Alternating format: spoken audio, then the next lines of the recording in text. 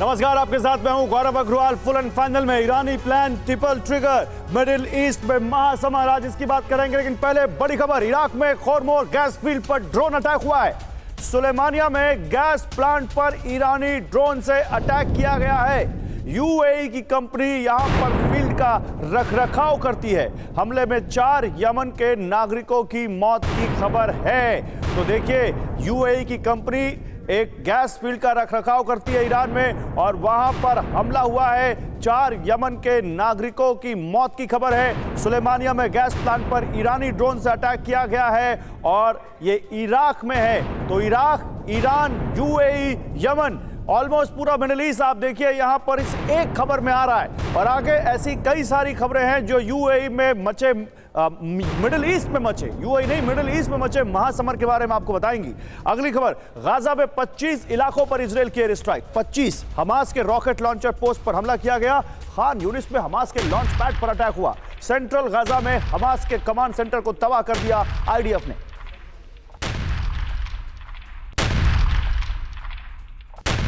और एक और बड़ी खबर, हिजबुल्लाह के टारगेट पर गोलानी ब्रिगेड। जी हां, हिजबुल्लाह के टारगेट पर गोलानी ब्रिगेड। आईडीएफ की 51वीं बटालियन पर प्रचंड हमला। अल मनारा इलाके में हिजबुल्लाह का अटैक।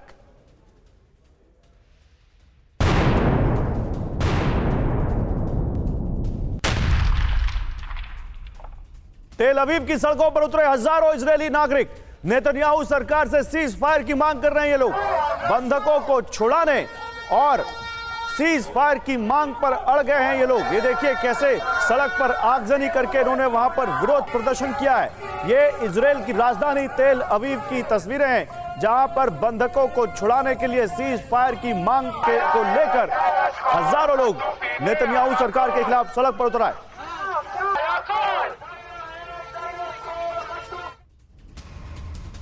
जर्मनी की राजधानी बर्लिन में फिलिस्तीन समर्थकों का प्रदर्शन। जर्मनी की संसद के बाहर धरना प्रदर्शन किया इन लोगों ने। जर्मन पुलिस ने कई प्रदर्शनकारियों को हिरासत में लिया।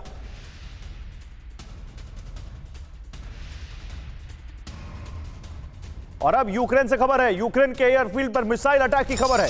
रूस ने स्कैंडर मिसाइल से अटैक किया है। कामेन का एयरफील्ड को निशाना बनाया है रूस ने।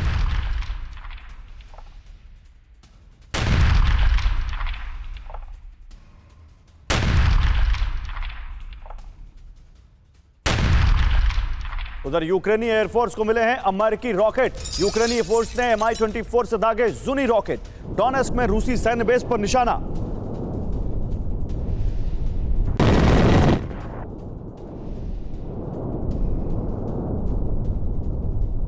उधर ब्राजील में माफियाओं के खिलाफ बड़ा ऑपरेशन हुआ है। रियो डी जेनेरो में पुलिस फोर्स की फायरिंग।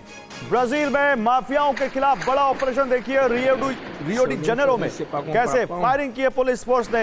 ये तस्वीरें हम आपको दिखा रहे हैं।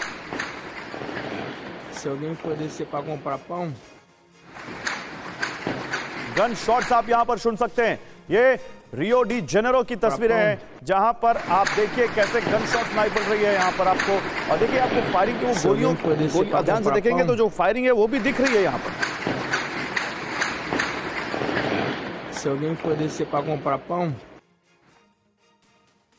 और देखिए आज 4 बजे की सबसे बड़ी 4 खबरों में वो खुलासा जो मिडिल ईस्ट से लेकर यूरोप तक न्यूक्लियर वॉर का इशारा कर रही है। पहली खबर, हूती ने मार गिराया MQ-9 रीपर ड्रोन। हूती ने अमेरिकी ड्रोन मार गिराने का दावा किया है। यह ड्रोन कहां हमला करने वाला था यह आपको बताएंगे। दूसरी खबर, क्रीमिया पर ATACMS से अटैक। क्या यूक्रेन ने क्रीमिया पर अमेरिकी लॉन्ग रेंज मिसाइल से हमला किया? यह खबर डिटेल में है आगे। तीसरी खबर, अमेरिका का डूम्सडे प्लेन। अमेरिका ने डूम्सडे प्लेन तैयार किया है, क्यों? पूरी खबर आगे। और चौथी खबर, अमेरिकी बेस पर चीन की जासूसी। अमेरिका के नेवल बेस पर चीन क्यों नजर रख रहा है? क्या ये रूस और ईरान को चीन की मदद है? ये आपको आगे हम बताने वाले हैं। लेकिन पहले ये खबर देखिए, लाल सागर में अमेरिका आक्रामक हो गए हैं हूती के हमले। ब्रिटिश ऑयल शिप पर हूती का अटैक। 2 नेवल मिसाइल से ब्रिटिश शिप पर अटैक किया है हूती ने। हमले में ब्रिटिश शिप में लगी आग, यह हूती का कहना है। हूती के प्रवक्ता याहया सारी ने चेतावनी जारी करके यह जानकारी दी है। एक और बड़ी खबर, इजरायली बेस पर कत्यूशा रॉकेट का कहर। हिजबुल्लाह ने दागे 50 से ज्यादा कत्यूशा रॉकेट। जेबल अल जरमाक के इलाके में प्रचंड हमला किया है हिजबुल्लाह ने। इजराइल के मेरोन में सुने गए दर्जनों धमाके।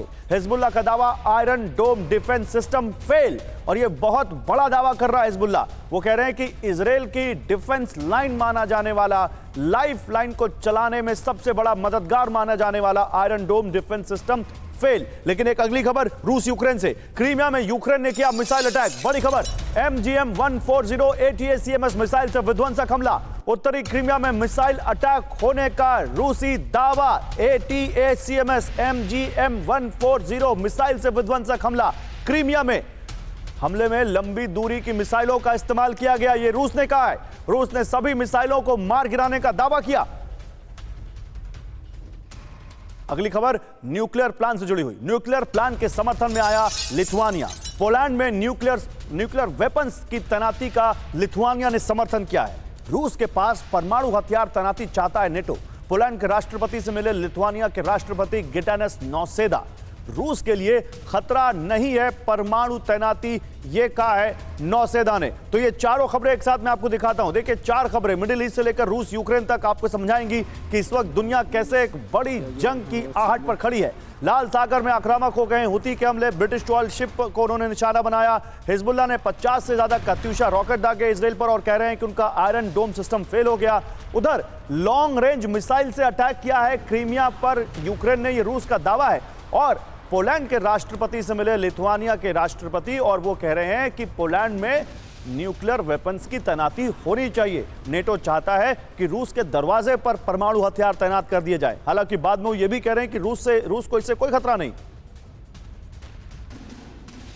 तो ये चार खबरें हैं यहां पर, और इन चारों खबरों के बारे में जरा अपने एक्सपर्ट से बात करते हैं और फिर आगे बढ़ते हैं। देखिए, इस पर बात करने के लिए मेरे साथ है major general Anuj Mathur sir, as defence expert. Sir, बहुत स्वागत है आपका। और air commodore Ashwinder Singh Bahl, as defence expert, हमें ज्वाइन कर रहे हैं। सर, आपका भी बहुत स्वागत है। जनरल माथुर, शुरुआत आपसे। जनरल माथुर, दो खबरें हैं, लेकिन मुझे लगता है कि ये अब क्लियरली विजिबल है, ये सबको पता है कि एक दूसरे से कनेक्टेड है, चाहे वो यूक्रेन वॉर हो और चाहे मिडिल ईस्ट का ये क्राइसिस हो। सर, सबसे पहले ये हूती प्रॉक्सीज कब रुकेंगे सर? क्या कोई ताकत है दुनिया में जो इनको रोक सके?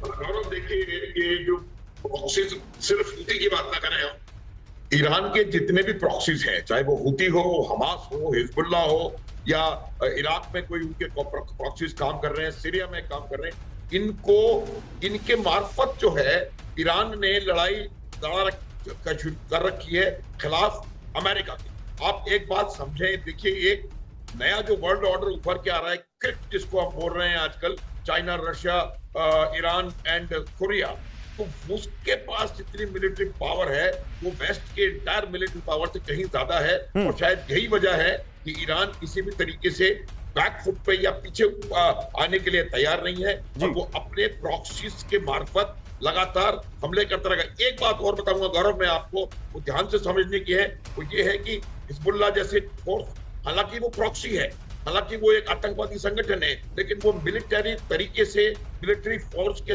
तौर पे बहुत बेहतरीन ट्रेनिंग और इक्विपमेंट से लैस है। तो आप ये देखेंगे कि इनके जो मारक क्षमता है वो भी बहुत ज्यादा है, और ये डायरेक्ट ईरान का उनके खिलाफ अटैक है, अमेरिका और वेस्टर्न पावर के खिलाफ। एक और बात मैं आपको इजराइल के बारे में बताना चाहता हूं। तो देखिए क्या होता है कि इजराइल की ताकत क्या थी। इजराइल की ताकत थी, अमेरिका, वेस्टर्न कंट्रीज उनके साथ पूरे ताकत के साथ खड़े हुए थे। लेकिन अब चूंकि ये लगातार चलता चला जा रहा है फिलिस्तीन में, गाजा में, वो वेस्टर्न कंट्रीज उनके अपने देश में, अमेरिका में, हर जगह उनके खिलाफ प्रदर्शन हो रहे हैं। तो ये एक सर वो तो हम लगातार दिखाई रहे हैं कि वेस्टर्न कंट्रीज में किस तरह से इस वक्त अब इजराइल के खिलाफ प्रदर्शन हो रहे हैं, फिलिस्तीन के समर्थन में प्रदर्शन हो रहे हैं। देखते हैं, इसके बारे में आगे बात करेंगे, लेकिन अब अगली खबर हूती से जुड़ी हुई ही है। हूती ने मार गिराया अमेरिकी ड्रोन। हूती ने तबाह किया MQ-9 reaper drone. Surface to air missile से अमेरिकी ड्रोन पर अटैक किया गया है। यमन के सादा में गिरा है MQ-9 ड्रोन का मलबा। अमेरिका के रक्षा मंत्रालय ने कहा MQ-9 यमन में क्रैश। यह MQ-9 ड्रोन का मलबा है जो आप देख रहे हैं, जो यमन में गिरा है।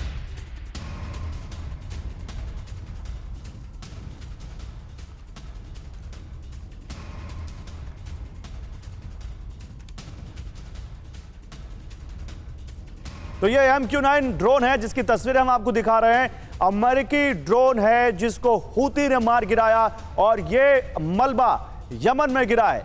अब देखिए, अगर हूती इतना ज्यादा पावरफुल है जो मिसाइलों को मार गिरा सकता है, जो इस तरह के MQ-9 जैसे बड़े ड्रोन्स को मार गिरा सकता है, दैट मींस अब हूती एक बड़ा खतरा बन रहा है। आइए जरा इस बारे में और बात करते हैं। अमेरिकी ड्रोन पर हूती का हमला, ये क्या हुआ, इस बारे में और डिटेल आपको बताते हैं। हूती ने अमेरिका के MQ-9 रिपर ड्रोन को मार गिराया। सरफेस टू एयर मिसाइल से MQ-9 रिपर ड्रोन पर अटैक किया गया। यमन के सादा इलाके में अमेरिकी MQ-9 का मलबा गिरा। हूती ने ड्रोन पर हमले का वीडियो जारी किया है। मिडिल ईस्ट में अमेरिका के अब तक 5 ड्रोन तबाह हो चुके हैं। और ये एक और बड़ी खबर इसी से जुड़ी हुई मैं आपको दिखाता हूं, फिर चलते हैं अपने गेस्ट के पास।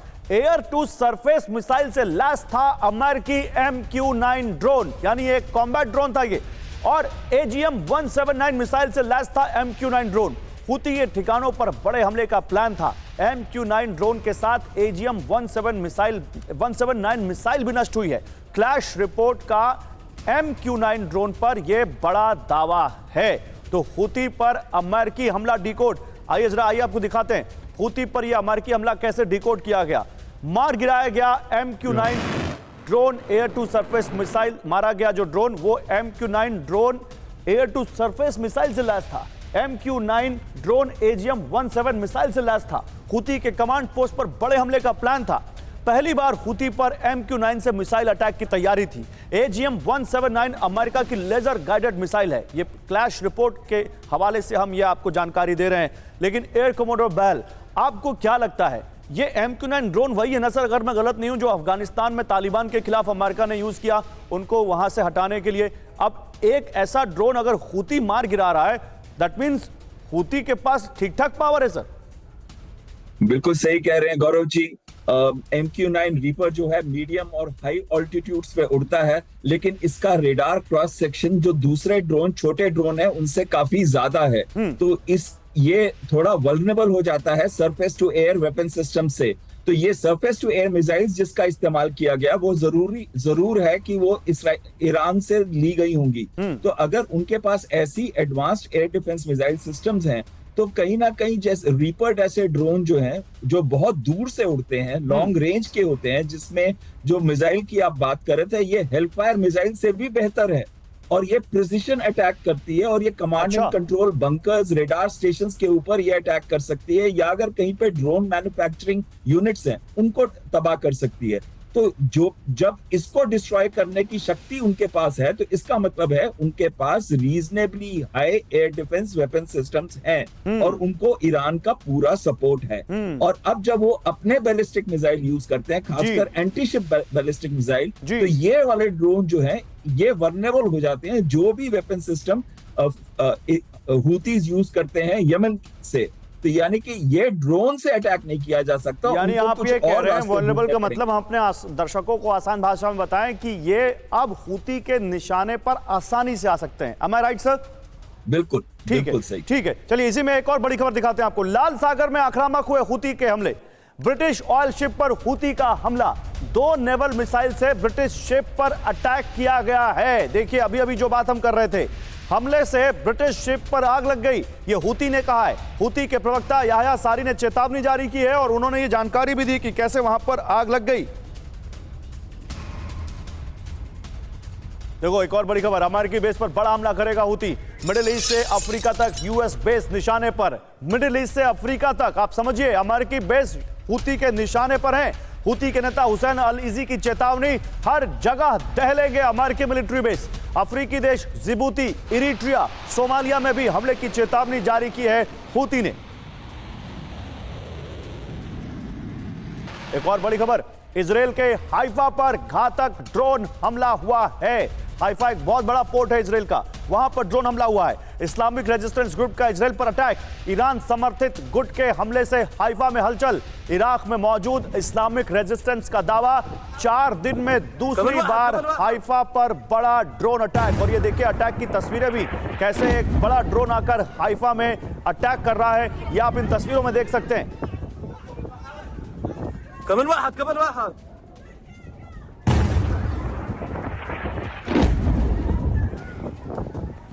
और एक और बड़ी खबर, अमेरिका को घेरने का प्लान बना रहा है ईरान। अभी हम ईरान के प्रॉक्सीज की बात कर रहे थे, अब डायरेक्ट देखिए, प्रॉक्सी ग्रुप के जरिए दबाव बना रहा है ईरान। यानी ये सारी खबरें एक दूसरे से जुड़ी हुई हैं, डॉट्स कनेक्ट करते हैं आप यहां पर तो आपको समझ में आता है कि कहां से ये सारी चीजें ऑपरेट हो रही हैं। न्यूक्लियर प्रोग्राम पर अमेरिका को घेरने का प्लान है ईरान का। ईरानी विश्लेषक मेहरदाद खोनसारी का दावा, हूती, हिजबुल्लाह, इराकी मिलिशिया का घेरा बना रहा है ईरान।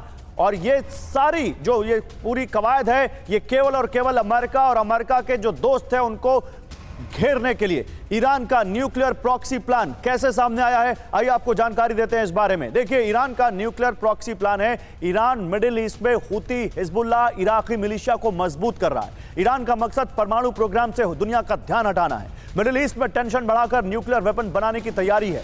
न्यूक्लियर प्रोग्राम को लेकर अमेरिका पर दबाव बनाने की प्लानिंग है ईरान की। हूती, हिजबुल्लाह, हमास के जरिए मिडिल ईस्ट में वर्चस्व बढ़ाने का प्लान है। ब्रिटेन में मौजूद ईरान के विश्लेषक मेहरदाद खोनसारी ने यह बड़ा दावा किया है। और इसी पर एक जल्दी से सवाल जनरल माथुर से। जनरल माथुर, जो ये ईरानी विशेषज्ञ दावा कर रहे हैं, इसको आप कितना बाय करते हैं, ये क्या कह रहे हैं?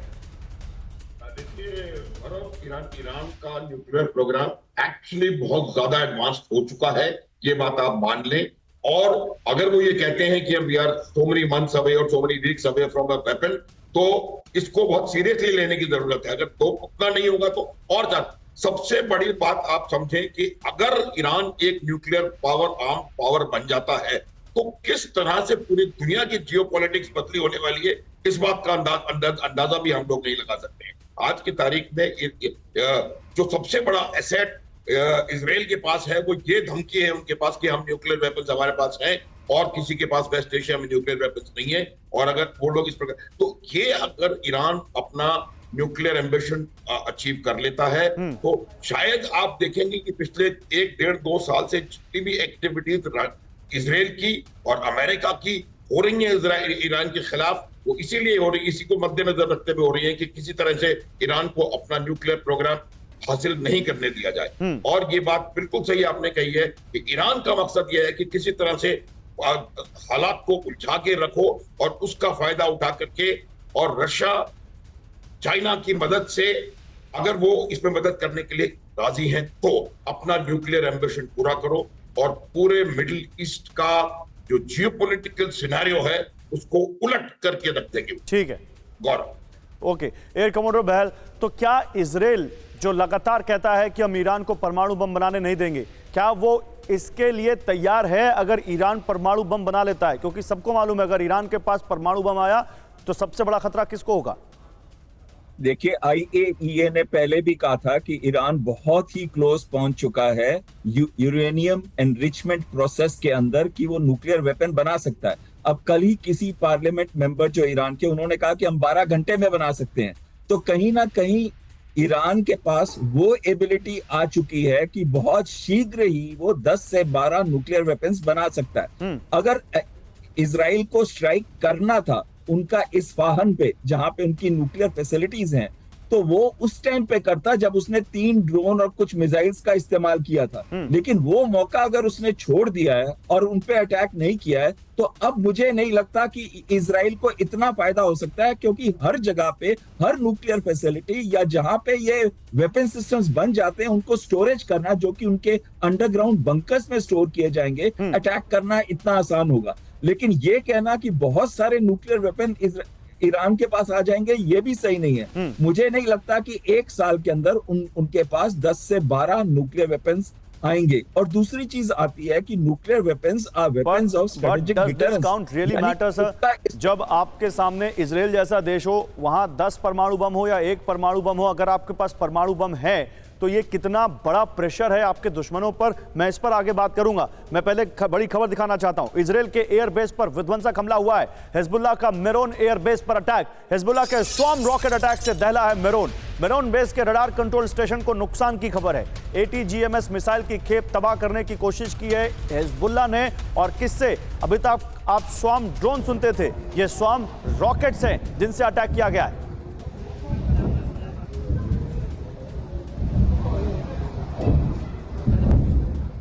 और एक और बड़ी खबर, इजरायली बेस पर कत्यूशा रॉकेट का कहर। ये अभी हमने आपको बताया था, अब हमने आपको ये खबर थोड़ी सी बताई थी, टीज की थी, अब डिटेल में बताते हैं। इजरायली बेस पर कत्यूशा रॉकेट का खैर, हिजबुल्लाह ने दागे 50 से ज्यादा कत्यूशा रॉकेट। जबल अल जरमाक के इलाके में प्रचंड हमला किया गया है। इजरायल के मेरोन में सुने गए दर्जनों धमाके। हिजबुल्लाह का दावा, आयरन डोम डिफेंस सिस्टम फेल। आयरन डोम डिफेंस सिस्टम इजरायल की सबसे बड़ी ताकत माना जाता है, और वहां अगर हिजबुल्लाह कह रहा है कि हमने उसको भेद दिया है और हमने उसको नाकाम कर दिया है, तो यह बहुत बड़ा दावा है। हालांकि अभी तक इजरायल की तरफ से इसकी कोई पुष्टि नहीं की गई। और एक और बड़ी खबर, इजरायल के गैलीली में भयंकर धमाका सुना गया है। हिजबुल्लाह के हमले से दहले 4 इलाके, सफ, सोफा, हेगनोज, कफर, होश, बारयोहा पर हमला किया गया है। हिजबुल्लाह ने ड्रोन से यहां प्रचंड हमला किया है।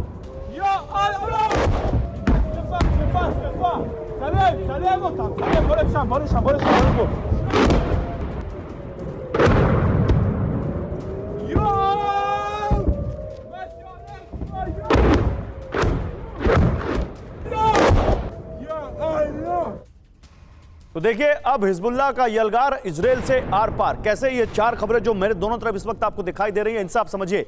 50 रॉकेट से हमला किया, मेरोन बेस पर अटैक किया हिजबुल्लाह ने, गलीली पर हमला किया और सायरन गूंजे। और ये 4 तस्वीरें हिजबुल्लाह के हमले से जुड़ी हुई। हिजबुल्लाह ने इजरायल पर जिस तरह से अटैक किया है, लेकिन हिजबुल्लाह का हमला कैसे मेरोन दहला, अब आपको और बड़ी ग्राफिकल रिपोर्ट से दिखाते हैं हम। इजरायल के मेरोन एयरबेस पर रॉकेट अटैक हुआ। मेरोन बेस और आसपास 50 कत्यूशा रॉकेट दागे गए। मेरोन बेस पर मौजूद रडार स्टेशन को नुकसान की खबर है। माउंट मेरोन, सफसोफा, हेगनोज, कफर होश, बारयोहा, इन सब जगहों पर हमला हुआ है। हिजबुल्लाह ने कहा, मरकाबा पर आईडीएफ के हमले का बदला लिया है हमने। तो हिजबुल्लाह लगातार, जो कि सबसे बड़ा प्रॉक्सी है ईरान का, वो किस तरह से इजरायल के पीछे पड़ा हुआ है, ये देखिए। अब मैं एक सवाल यहां पर यही पूछ रहा हूं, क्या ये सारी चीजें एक लिमिटेड कॉन्फ्लिक्ट में चलती रहेंगी जनरल माथुर? हिजबुल्लाह और इजरायल का कॉन्फ्लिक्ट आपस में, हुती और रेड सी में अमेरिका का और हुती का कॉन्फ्लिक्ट आपस में, ये ऐसे ही चलता रहेगा जैसे 2 साल से अभी तक हम रूस और यूक्रेन की वॉर देख रहे हैं और दुनिया अपने एक न्यू नॉर्मल के तौर पर बढ़ चली है?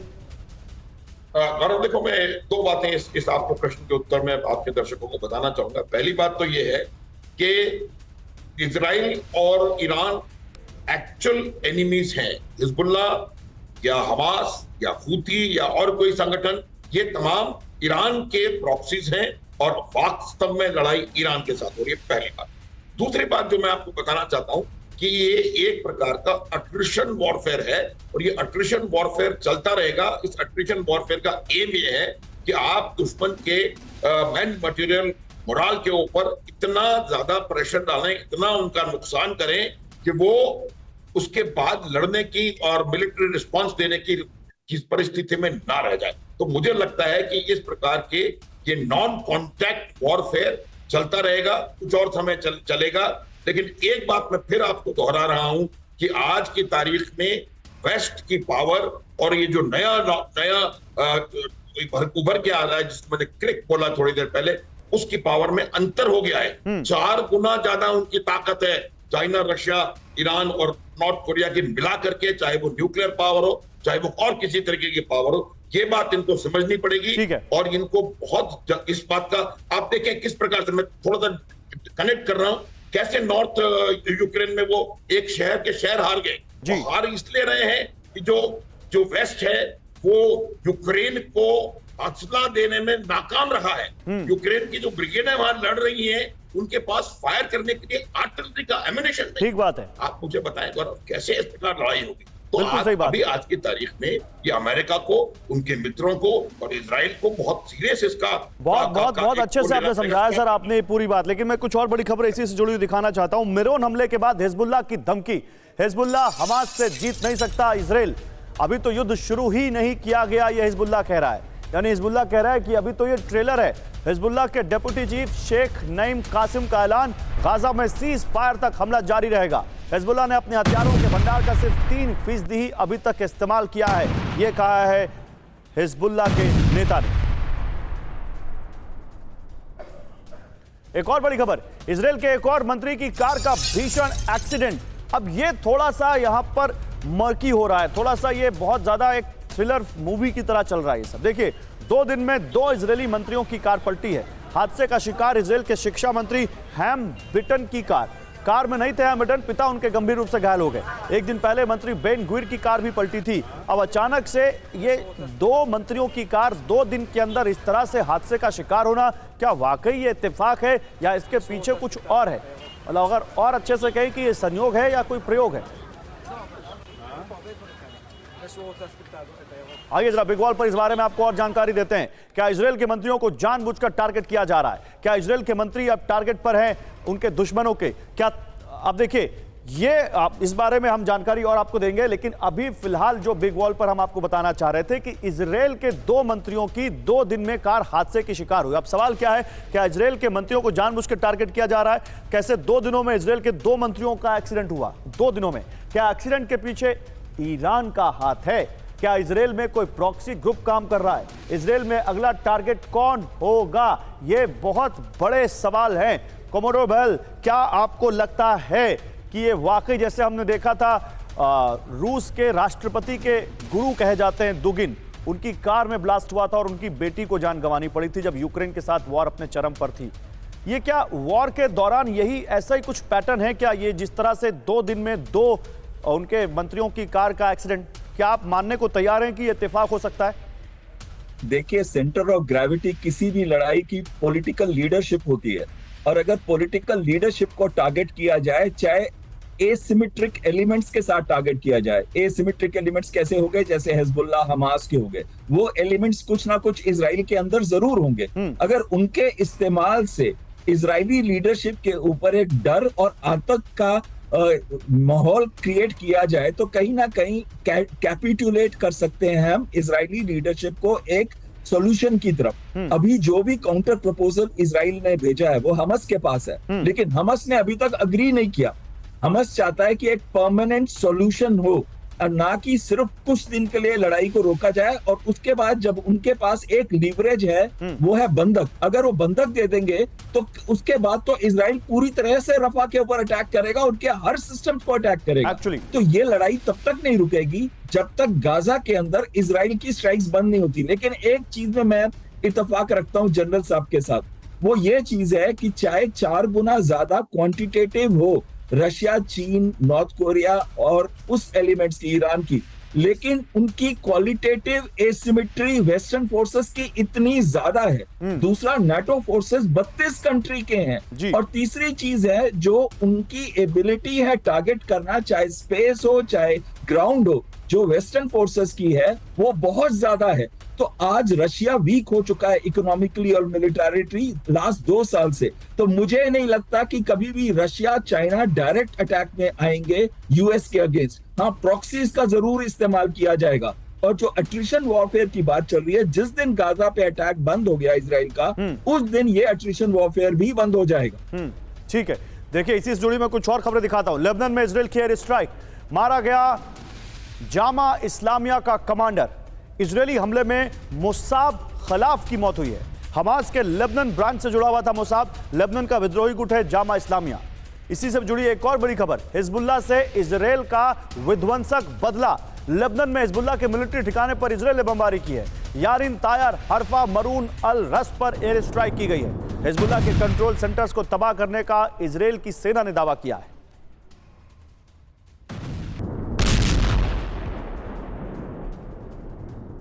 उधर लेबनान में इजराइल का पलटवार, देखिए मैं अब इजराइल के पलटवार की बात कर रहा हूं। मरकाबा में इजरायली फाइटर जेट का हमला, हिजबुल्लाह के हथियारों का गोदाम इजराइल ने तबाह कर दिया।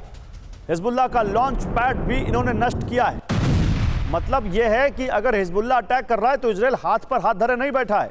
अगर आप इसको देखें तो कम से कम मल्टी फ्रंट वॉर पे इस वक्त इजराइल है। एक तरफ हिजबुल्लाह है, एक तरफ हमास है, और दूसरी तरफ कुछ और प्रॉक्सीज जो इजराइल पर हमला करने की कोशिश में लगे हुए हैं। तो आइए आपको इस बारे में और जानकारी देता हूं मैं। इजराइल का बदला और बमबारी। लेबनान में इजरायली एयरफोर्स ने एयर स्ट्राइक की। मरकाबा, स्रेबिन, यारिन, तायर, हरफा, मरून अल रस पर एयर स्ट्राइक की गई। हिजबुल्लाह के कमांड सेंटर, हथियारों के गोदाम, लॉन्च पैड पर हमला। इजरायली हमले में मिलिट्री इंफ्रास्ट्रक्चर तबाह हो गए। इजराइल ने जामा इस्लामिया के कमांडर को मार गिराया।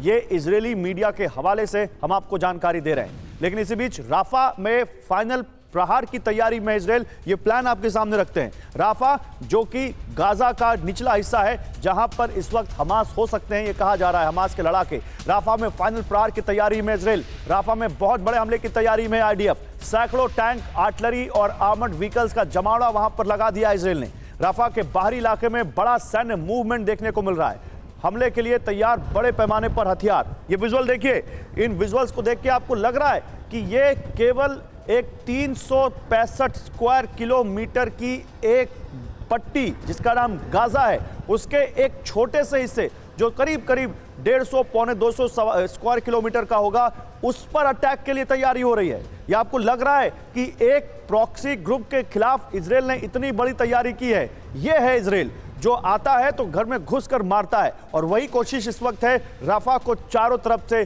घेरने की इजराइल की।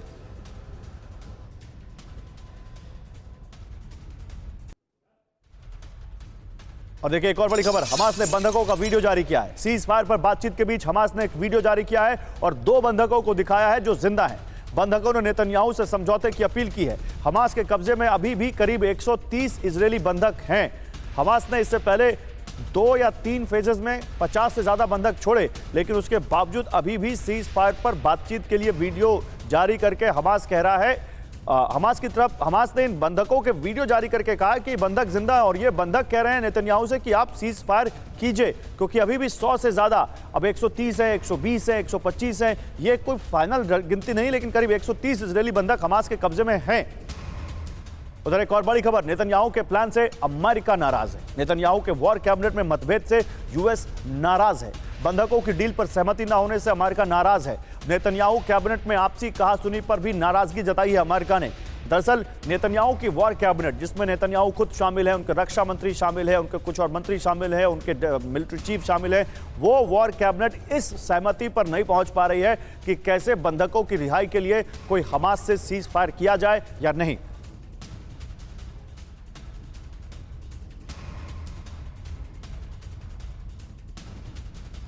जनरल माथुर, ये क्या वाकई कोई एम्बिग्यूटी है? ये कोई विरोधाभास दिख रहा है आपको इजराइल और अमेरिका के बीच, या इसके पीछे भी कोई कहानी है, कोई पोस्चरिंग है? मैं शुरू में भी ये कहने का प्रयास कर रहा था। देखिए, इजराइल की एक सबसे बड़ी समस्या ये है कि जिस प्रकार से वो गाजा में विध्वंस आफ्टर विध्वंस करते चले जा रहे हैं, उससे वो दे आर लूजिंग फ्रेंड्स।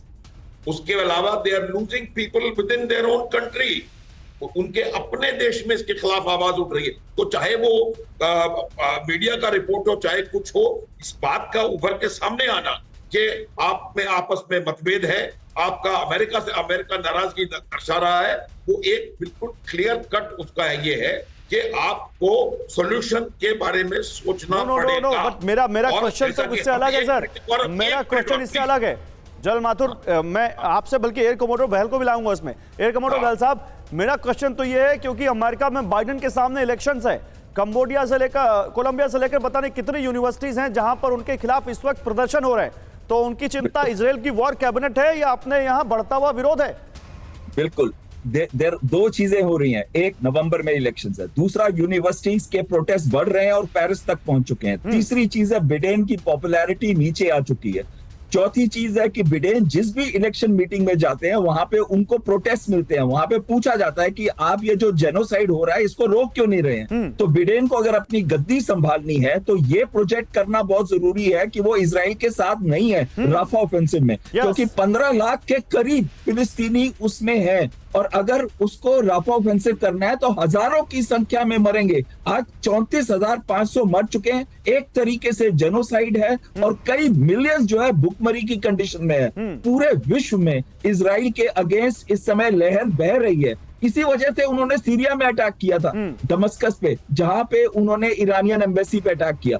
उन्होंने चाहा कि जिस दिन ईरान जंप कर गया तो वेस्टर्न पावर्स मेरे पास आ जाएंगी, वो हुआ भी, लेकिन उसका इफेक्ट अब खत्म हो चुका है। अब जो इफेक्ट चल रहा है वो ये चल रहा है कि इजराइल अगर राफा में एंटर करता है तो बहुत ज्यादा उसका सपोर्ट खत्म हो जाएगा। हमने बड़ी बात की इजराइल की, हमने बड़ी बात की अमेरिका की। जनरल माथुर में आता हूं, लेकिन मेरे पास समय कम है, मैं अब शिफ्ट करना चाहता हूं अपने इस प्रोग्राम को रूस और यूक्रेन की वॉर पर, थोड़ा उस पर भी बात करते हैं। यूक्रेन का रूस पर विध्वंसक ड्रोन हमला, बड़ी खबर, यूक्रेनी अटैक में रशियन रडार सिस्टम तबाह हो गया।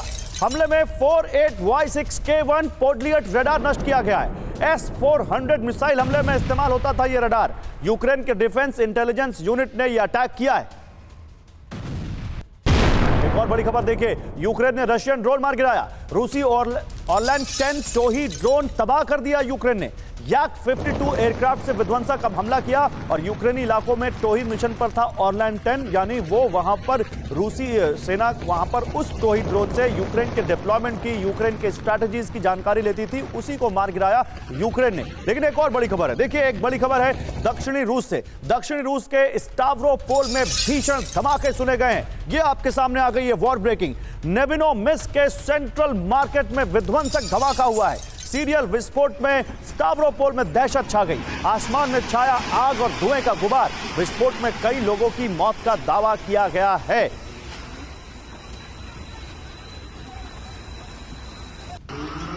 एक और बड़ी खबर क्रीमिया से। क्रीमिया में यूक्रेन ने किया मिसाइल अटैक और यह बहुत बड़ी खबर है और मैं इस पे एक्सपर्ट से बात भी करूंगा। MGM-140 ATACMS मिसाइल से विध्वंसक हमला किया गया है। उत्तरी क्रीमिया में मिसाइल अटैक होने का रूसी दावा। हमले में लंबी दूरी की मिसाइलों का इस्तेमाल किया गया, यह रूस ने दावा किया है। रूस ने सभी मिसाइलों को मार गिराने का दावा किया है।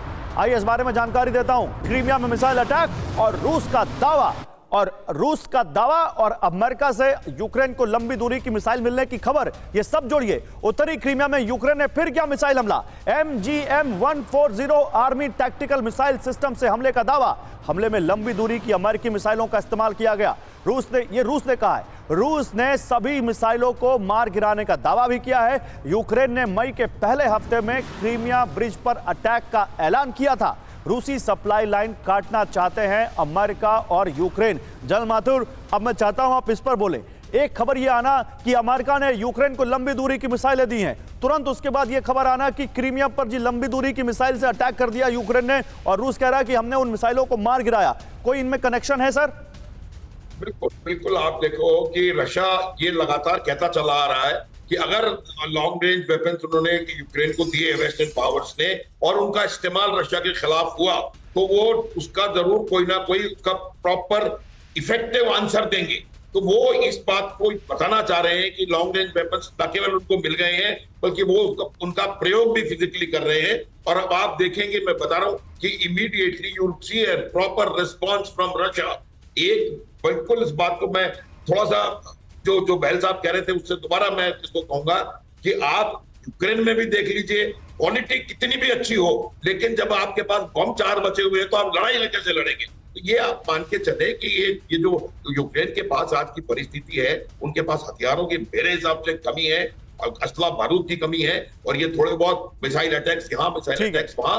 इसके बाद आप देखेंगे कि रशिया, मुझे लगता है, जो अपने एम्स अचीव करना चाहता है गौरव, वहां पर उन एम्स को बहुत तेजी से अपने एम्स को अचीव करने की तरफ बहुत तेजी से वो बढ़ रहा है। ये बात ठीक है। देखिए इसी बीच एक और बड़ी खबर है। अभी हम जिस बारे में आगे बात कर रहे थे उसको डिटेल में बताते हैं। जनरल माथुर, न्यूक्लियर प्लान के समर्थन में आ गया लिथुआनिया। पोलैंड में न्यूक्लियर वेपन्स की तैनाती का समर्थन कर रहा है लिथुआनिया। रूस के पास परमाणु हथियारों की तैनाती चाहता है नेटो। पोलैंड के राष्ट्रपति से मिले हैं लिथुआनिया के राष्ट्रपति गिटानस नौसेदा। रूस के लिए खतरा नहीं है परमाणु तैनाती, ये नौसेदा कह रहे हैं, लेकिन क्या रूस इनकी बात को मानेगा? आइए इसके बारे में और डिटेल जानकारी आपको देते हैं। न्यूक्लियर तैनाती चाहता है लिथुआनिया। न्यूक्लियर प्लान के समर्थन में आया बाल्टिक देश लिथुआनिया। पोलैंड में न्यूक्लियर वेपन्स की तैनाती का समर्थन किया लिथुआनिया ने। रूस के पास परमाणु हथियार तैनाती का नेटो प्लान है। उकसाने या रूस के लिए खतरा नहीं है परमाणु तैनाती, ये भी कह रहे हैं नौसेदा। आत्मरक्षा के लिए न्यूक्लियर हथियारों की तैनाती जरूरी है, ये लिथुआनिया ने कहा है। लेकिन सबसे बड़ी बात, उनकी इस बात पर भरोसा करेगा क्या रूस? एक और बड़ी खबर, परमाणु हमलों से निपटने की तैयारी में अमेरिका। अमेरिका ने अपने नए डूम्सडे प्लेन का ऑर्डर दिया है। एटमी हमले के वक्त डूम्सडे प्लेन से ऑपरेशन किया जा सकेगा। करीब 1000 अरब रुपए में आएंगे नए डूम्सडे प्लेन। पुराने डूम्सडे प्लेन को रिटायर करेगा अमेरिका। अब डूम्सडे प्लेन क्या होते हैं, डूम्सडे प्लेन कैसे काम करते हैं, ये क्या मामला है और डूम्सडे प्लेन क्यों खरीदे गए, समझिए। अमेरिका ने नए डूम्सडे प्लेन को ऑर्डर दिया। परमाणु हमले के वक्त आसमान में अमेरिकी कमांड सेंटर होते हैं ये डूम्सडे प्लेन। एटमी अटैक के वक्त ऑपरेशन की वजह से डूम्सडे प्लेन या प्रलय का विमान कहे जाते हैं। सियरा नेवादा कॉर्पोरेशन को करीब 1080 अरब रुपए में यह कॉन्ट्रैक्ट दिया गया। बोइंग E-4B प्लेन की जगह लेंगे 8 से 10 ये नए प्लेन। यूएस प्रेसिडेंट और नेशनल कमांड अथॉरिटी के लिए ये प्लान है। इसी बीच एक और बड़ी खबर, दुनिया के सबसे बड़े नेवी बेस पर चीन की नजर है। जी हां, चीन कर रहा है अमेरिका के नॉरफॉक नेवी बेस की जासूसी। सामने आई नेवल बेस की चीनी सैटेलाइट से ली गई तस्वीर। दक्षिण पूर्वी वर्जीनिया में है नॉरफॉक नेवल बेस, करीब 3400 एकड़ में फैला है और 1917 में बना है यह नॉरफॉक नेवी बेस, जिसकी चीन सैटेलाइट से जासूसी कर रहा है। यह जानकारी सामने आई है। अमेरिकी बेस पर चीन की नजर, यह बड़ी खबर है, यह बड़ी अलार्मिंग खबर है। देखिए, नॉरफॉक दुनिया का सबसे बड़ा और पुराना नेवी बेस है। नॉरफॉक बेस की लंबाई लगभग 20 किलोमीटर है। बेस पर एक साथ 75 जहाजों का संचालन किया जा सकता है। बड़ी संख्या में गोला बारूद और तेल का भंडारण यहां पर होता है। कार्गो संचालन के लिए बुनियादी ढांचा यहां पर मौजूद है। 8 जहाज निर्माण और मरम्मत यार्ड हैं, 7 सूखे और 3 फ्लोटिंग डॉक और 16 स्लिपवे यहां पर हैं। मुझे लगता है ये फ्लिप फ्लॉप, ये चूहा बिल्ली का खेल तो एयर कमोडोर बेल ये जिंदगी चलता रहेगा, लेकिन ये डूम्सडे प्लेन क्यों खरीद रहा है अमेरिका?